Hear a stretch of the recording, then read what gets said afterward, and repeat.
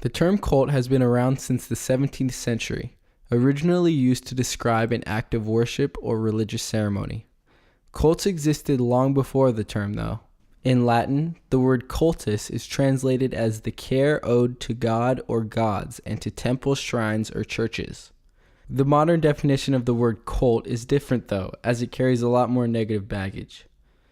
Today, people tend to think of the Manson family or the People's Temple when hearing the word cult, not just any old religious sect like Catholicism or Hasidic Judaism. This video will address the psychology behind cults, what leads people to join and create them, and how perfectly sane people can be brainwashed to do unthinkable things.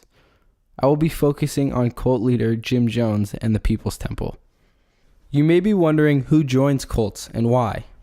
Believe it or not, research indicates that approximately 2/3 of cult members are psychologically healthy people that come from normal families. The remaining third are likely to have depressive symptoms, usually related to a personal loss, perhaps a death in the family, a failed romantic relationship, or career troubles.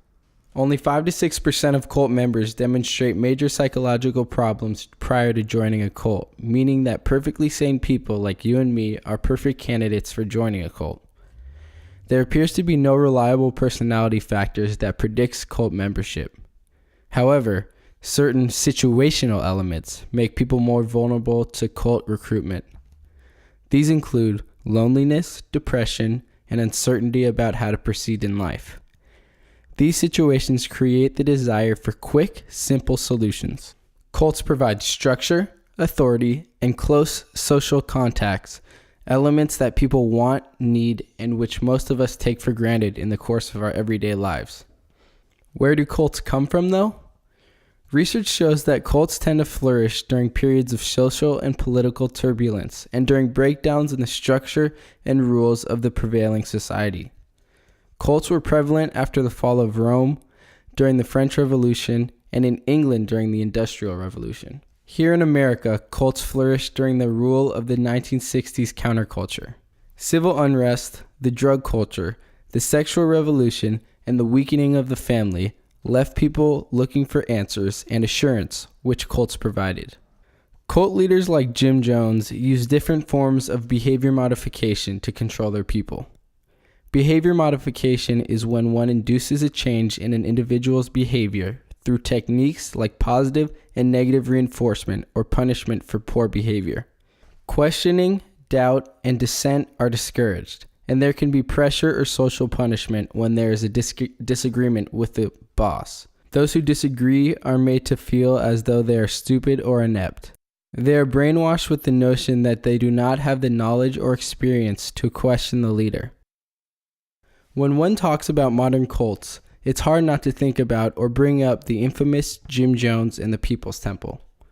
This is not Jim Jones, who came out with the 2006 club banger We Fly High, but rather a charismatic preacher whose religious activities had begun to take shape while he was an undergraduate at Indiana University in 1948.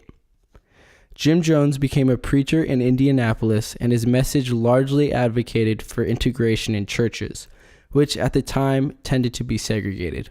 Jones' congregation, who began to go under the alias of the People's Temple, actually did a lot of positive work in Indianapolis. People's Temple participated directly in the social shifts of the emerging civil rights movement. As the head of the Indianapolis Human Rights Commission, Jim Jones desegregated movie theaters, restaurants, the telephone company, hospitals, and the city police department. The temple ran a free restaurant and homes for the elderly and mentally ill. With a growing congregation, Jim Jones decided to target a more progressive San Francisco to expand his following. In the early 1970s, Jim Jones moved the headquarters of the People's Temple to San Francisco and opened up branches of his congregation in San Fernando and Los Angeles. In 1977, estimates of the size of the People's Temple were around 20,000 members. As the congregation grew, though, negative reports began to surface about the man referred to as Father by his followers. Former members described being forced to give up their belongings, homes, and even custody of their children. They told of being subjected to beatings and said Jones staged fake cancer healings. In 1974, a small group of Jones's followers had gone to establish an agricultural cooperative on a tract of jungle in the tiny nation of Guyana. In 1977, Jones and more than 1,000 temple members moved to Guyana, where he promised to build a socialist utopia known as Jonestown. The Guyanese government had been eager to support the reputable group, which had a largely black membership, because Jones and his followers were willing to set up in a township in the country's remote interior where local blacks refused to migrate, and because they were sympathetic for Jones's socialist philosophy. The commune also benefited from its religious status, which enabled it to import goods without paying customs to the Guyanese authorities. Jones' promises of a utopia proved to be false, though, and life in Jonestown was more like a strict dictatorship. Temple members worked long days in the field and were subjected to harsh punishments if they questioned Jones's authority. Their passports and medications were confiscated, and they were plagued by mosquitoes and tropical diseases. Jones, who by then was in declining mental health and addicted to drugs, had his own throne in the compound's main pavilion and compared himself to Vladimir Lenin and Jesus Christ. He was convinced that the government, the media, and others were out to destroy him. On November 17, 1978, Congressman Leo Ryan and a group of reporters flew to Jonestown after hearing reports of members being held against their will. To their surprise, the congressman and reporters were welcomed to the Jonestown compound with a dinner and evening of entertainment. Jones even agreed to meet with reporters. However, during the visit, some People's Temple members asked Ryan's group to help them get out of Jonestown. On November 18th, Ryan and his group, which also included a small contingent of People's Temple defectors, left Jonestown. While waiting at a nearby jungle airstrip, they were ambushed by gunmen sent by Jim Jones.